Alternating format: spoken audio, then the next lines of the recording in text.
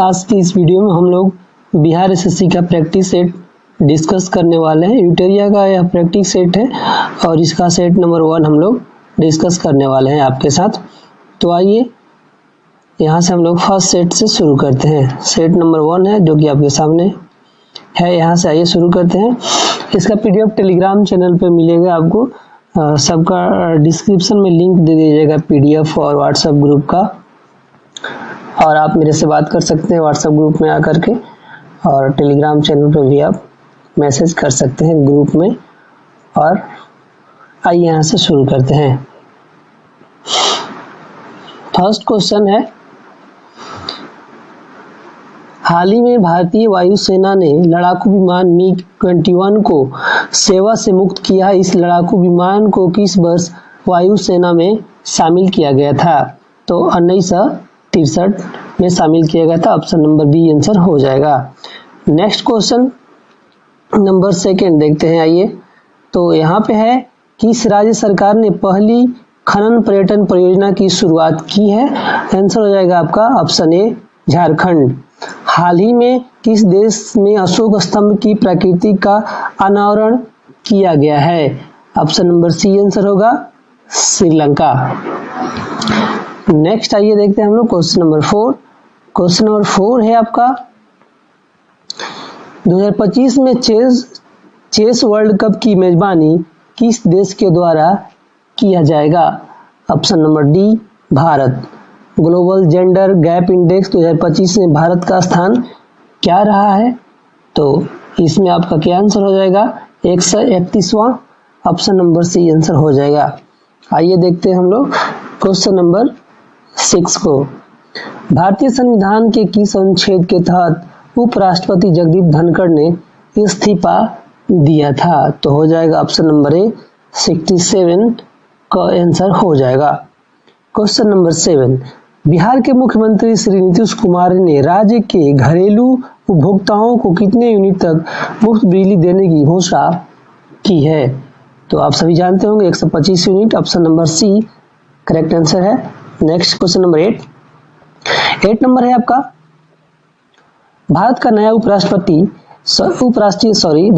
उपराष्ट्रीय सुरक्षा सलाहकार किसे नियुक्त किया गया है? तो बताइए यहाँ पे क्या हो जाएगा answer? Option number D Anish Dayal Singh आपका करेक्ट आंसर हो जाएगा। क्वेश्चन नंबर 9 है आपके सामने, भारत की पहली स्वदेशी एमआरआई मशीन को कहाँ स्थापित किया गया है? तो एम्स दिल्ली आंसर हो जाएगा। चलते हैं हम लोग क्वेश्चन नंबर 10 की तरफ। क्वेश्चन नंबर 10 है आपका, हाल ही में किस राज्य सरकार ने मोरन समुदाय के सदस्यों को अस्थायी निवास प्रमाण पत्र देने का निर्णय लिया है? ऑप्शन नंबर डी हो जाएगा असम। नेक्स्ट क्वेश्चन नंबर आपका 11 देखते हैं। क्वेश्चन नंबर 11 है आपका, आर्टेमिस समझौता में हाल ही में कौन सा देश शामिल हुआ है? ऑप्शन आपका बी हो जाएगा बांग्लादेश। नेक्स्ट क्वेश्चन है, हाल ही के दिनों में चर्चा में रहा बैसरन घाटी कश्मीर के किस जिला के अंतर्गत स्थित है?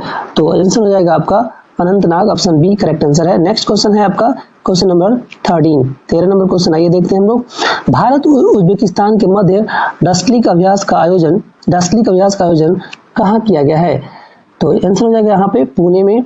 दस्तलिक भी बोलते हैं, यहाँ पर डस्क्लिक लिखा है, कोई बात नहीं। क्वेश्चन नंबर 14 है, हाल ही में किस बैंक द्वारा ट्रेन में भारत का पहला एटीएम लगाया गया है? हाल ही में किस बैंक द्वारा ट्रेन में भारत का पहला एटीएम लगाया गया है? तो आंसर हो जाएगा, ट्रेन में पहला एटीएम कौन बैंक लगाया? तो bank of Maharashtra. Option number C correct answer यहाँ पे होता है। क्वेश्चन नंबर 15 आइए देखते हैं।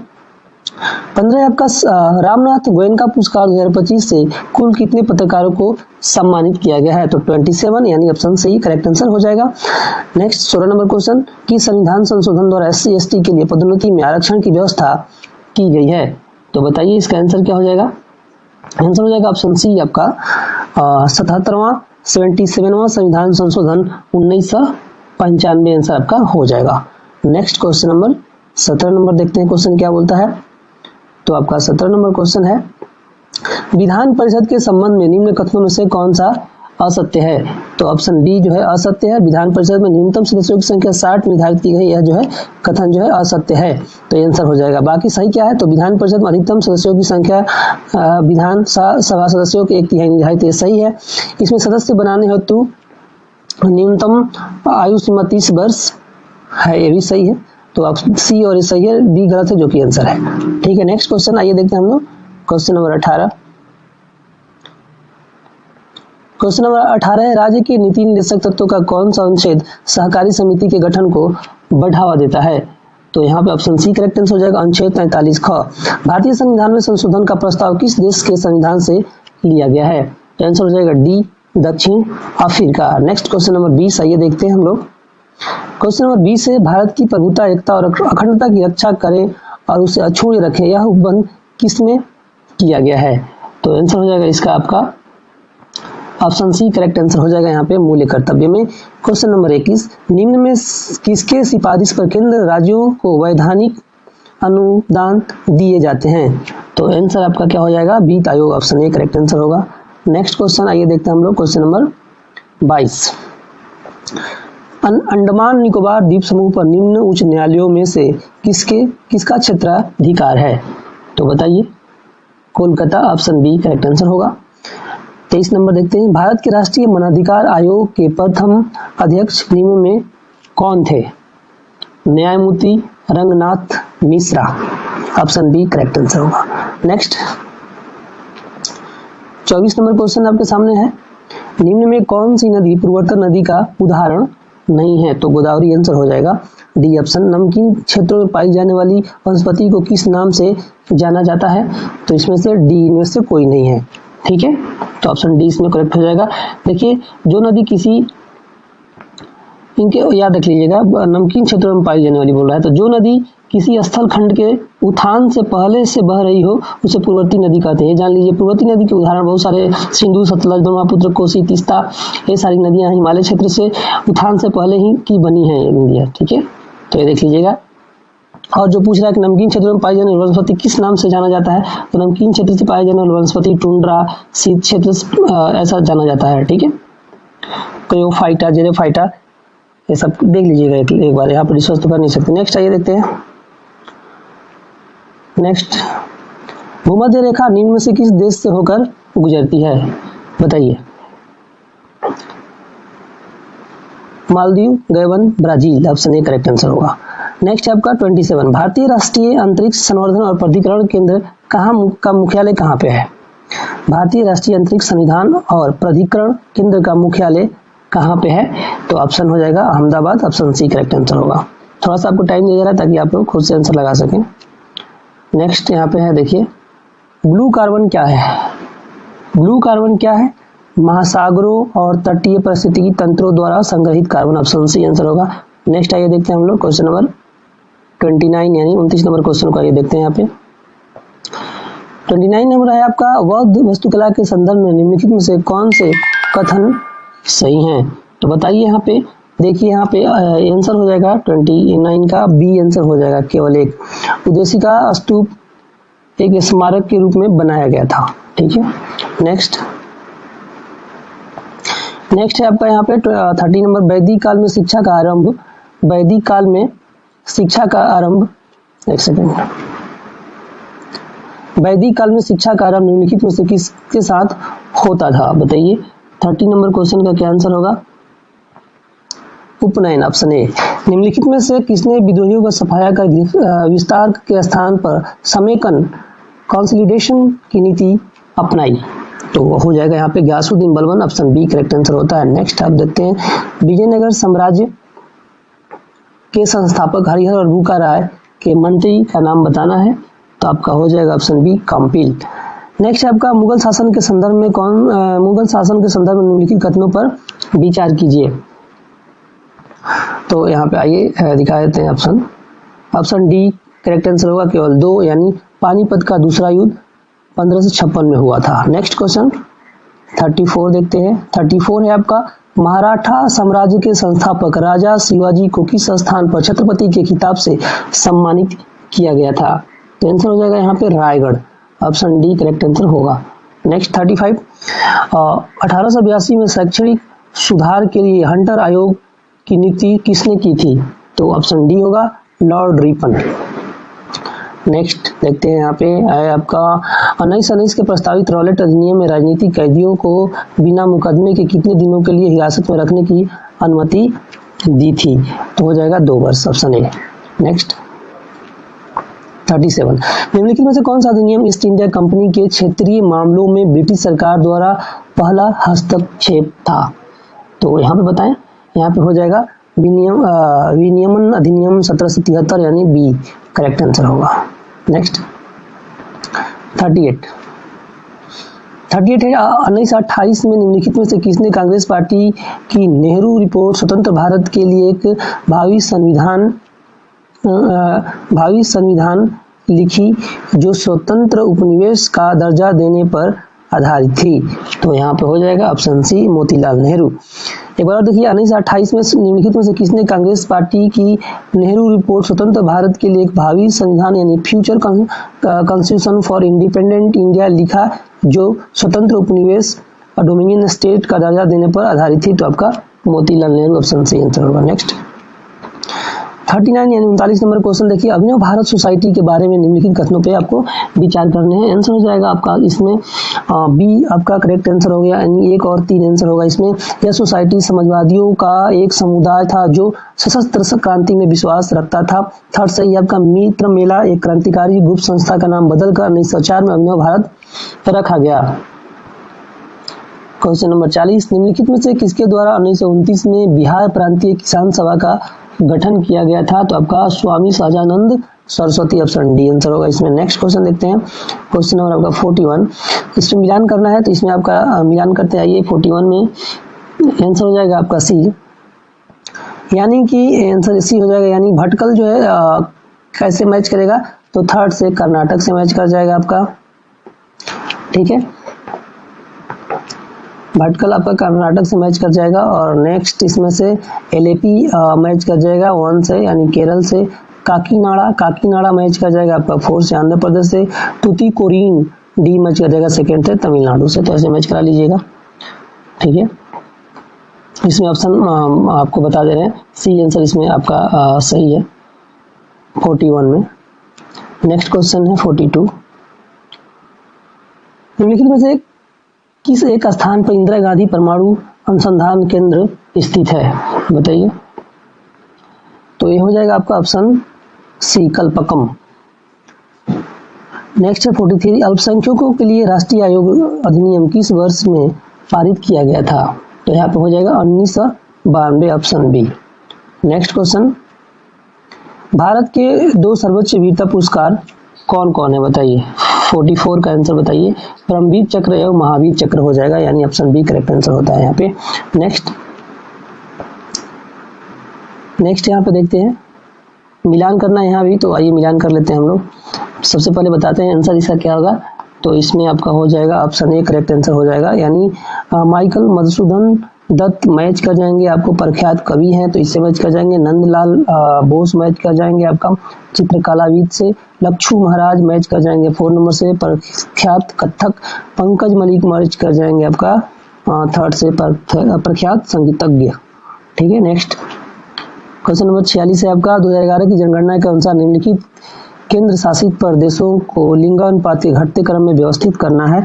तो इसमें आपका आंसर बताइए। बी होगा करेक्ट आंसर, यानी आपका पहले 3rd नंबर पे आएगा पुदुचेरी, फिर आपका लक्षद्वीप, फिर आपका अंडमान निकोबार, फिर आपका लास्ट में चंडीगढ़। नेक्स्ट, उच्च अक्षांश संशोधन प्रयोगशाला केंद्र कहाँ स्थित है? तो यहाँ पे सी हो जाएगा गुलमर्ग में। नेक्स्ट आपको देखते हैं आपका, जलवायु परिवर्तन पर अंतर सरकारी के बारे में निम्नलिखित कथनों पे विचार कीजिए। सी आंसर इसमें आपका करेक्ट हो जाएगा। देखते हैं सी क्या है। तो सी है आपका इसमें 1 और 2। यह जलवायु परिवर्तनों से संबंधित विज्ञान का आकलन करने के लिए एक अंतर्राष्ट्रीय निकाय है। इसे वर्ष 1988 में विश्व मौसम विज्ञान संगठन WMO द्वारा स्थापित किया गया था। नेक्स्ट क्वेश्चन देखते हैं 49 नंबर, प्रभावी नाभिकीय आवेश के बारे में निम्नलिखित में से कौन सा कथन सही नहीं है? तो ए आंसर आपका हो जाएगा इसमें, यह केवल नाभिकीय आवेश पर निर्भर करता है, सही नहीं है। नेक्स्ट क्वेश्चन नंबर 50 देखते हैं। क्वेश्चन नंबर 50 से आपका सोडियम धातु के जल के साथ अभिक्रिया करने पर क्या होता है? जब सोडियम धातु यानी सोडियम जल से अभिक्रिया करेगा तो क्या होगा बताइए। यहाँ पे हाइड्रोजन गैस और सोडियम हाइड्रोक्साइड विलयन बनाते हैं। ऑप्शन सी करेक्ट आंसर में हो जाएगा। Next question, question number 51। निम्नलिखित में से कौन इलेक्ट्रॉनिक विन्यास एक अधातु का है? अधातु का इलेक्ट्रॉनिक विन्यास आपको बताना है, तो इसमें आपका हो जाएगा 51 का सी 285। देखिए धातु हमेशा क्या करता है? इलेक्ट्रॉन को लूज करता है, ठीक है, यानी अपने अंदर से निकालता है, तो उसको धातु बोलते हैं। और यहाँ पे लेगा इसलिए धातु है।